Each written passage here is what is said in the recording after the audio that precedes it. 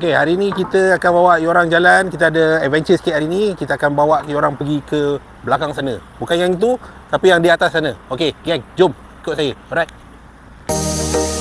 Okey geng, hari ni kita ada di Skyline Luge Kuala Lumpur. Tempat ni dibuka Disember 2023 dan yang pertama di Malaysia. Sebelum nak luge, kita kena ada tiket dahulu. Boleh dapatkan di kaunter atau lebih mudah beli je online di laman web ni. Lepas dah ada tiket nanti, ambil helmet ikut saiz kepala sendiri. Baca juga safety masa nak luge nanti.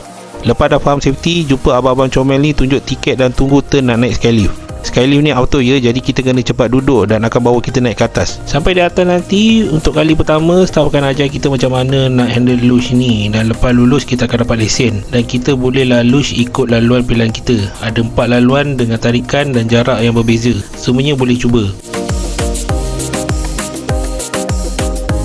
Lepas dah luge, kita boleh cek foto dan video. Hanya scan je helmet dan kita boleh pilih mana satu untuk dicetak. Selain dari itu, ada juga cenderahati yang dijual di sini.